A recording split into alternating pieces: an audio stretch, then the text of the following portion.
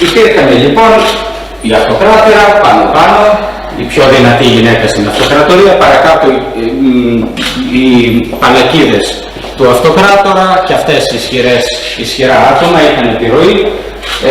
Πιο κάτω οι αρχοντοπούλες, ακόμα παρακάτω οι γυναίκες των πλουσίων και στο τέλος υπάρχει αυτό που θα λέγαμε ο απλός κόσμος που θα μας απασχολήσει.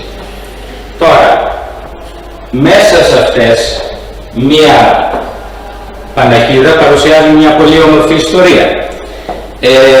Ήταν πανακίδα ενός τοπικού διοικητή, ο οποίος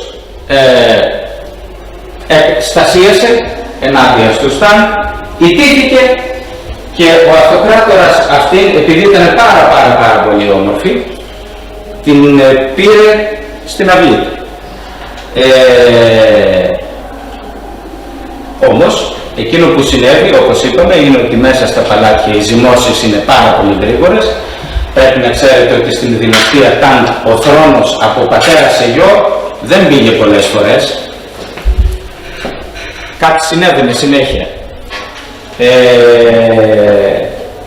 Και αυτή, βλέποντας τον κίνδυνο, έφυγε πίσω στην πρωτεύουσα, στην επαρχία από την οποία καταγότανε, και ένας άλλος ποιητής, ο οποίος πήγε μετά από χρόνια να την δει, την βρήκε από καλονή και ντυμένη στα χρυσά, την βρήκε μία έτσι γυραιά κυρία, πάμφτωχη. Θα έλεγε κανείς ότι έζησε όλα αυτά τα πράγματα, χρυσοκέντητα ρούχα, μεγαλεία, για να τα αρνηθεί. Με 4 τύπους που έγραψε, είναι το μόνο ποίημα που σώζεται και είναι και η μόνη γυναίκα που ανθολογείται στην παραδοσιακότατη ανθολογία 300 ποίηματα της δυναστείας Τανγκ. Είναι μια αδικία βέβαια, η δυναστεία Τανγκ έχει πάρα πολλές γυναίκες ποιητρίες και είναι έξοχες, θα δούμε κι άλλες, αλλά είναι αυτό το σοφό ποίημα που έγραψε. Θα μας το πει η κυρία Καρβαλίτη Ραφαέλα. Τζιν Λιουγί, ρούχο χρυσοκέντητο. Σας συμβουλεύω να μην αρέσκεστε σε ρούχα χρυσοκέντητα. Σας συμβουλεύω να αρέσκεστε στη νιώτη και αδράξτε το.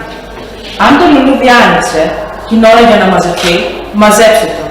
Μην περιμένετε να κόψετε ένα αδιανό κλαδί που ο άνθος πλέον δεν θα φέρει.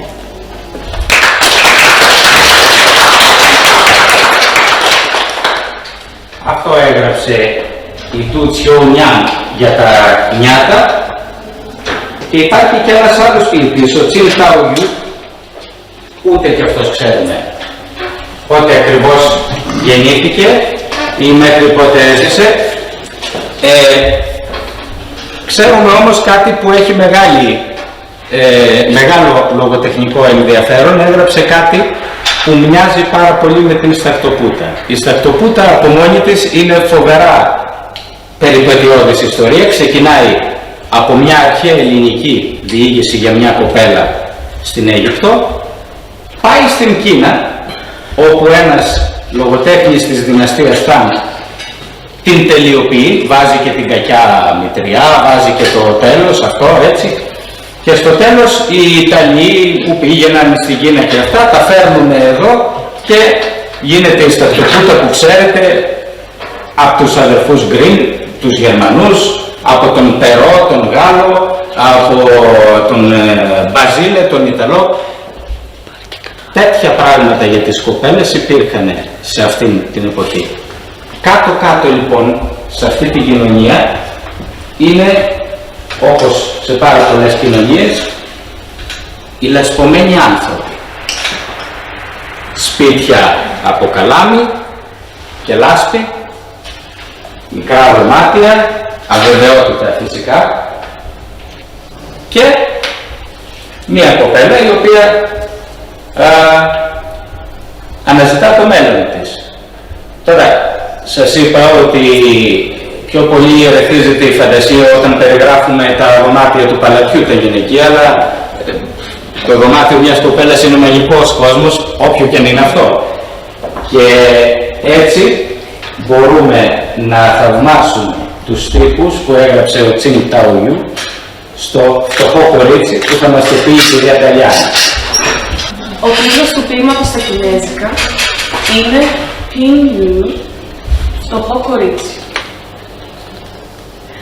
Κάτω από ψάχνη σκεπή, δεν γνώρισε το εύωσμο μετάξι.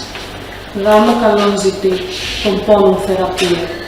Μα ποιος να ερωτεύεται την υψηλή καλαισθησία, που όλοι προτιμούν τα πρόσχερα, αντί για χτένι άμμομο και βάψιμο σεμνό. 10 δάχτυλα που τις βελόνες πενεύουνε την χάρη, μα δύνατο να παραβγεί στα κοντιλογραμμένα κρύβια. Κι έτσι με πίκρα της χρυσοκεντά χρόνο το χρόνο για άλλους ανθρώπους, μυθικά ή μάτια.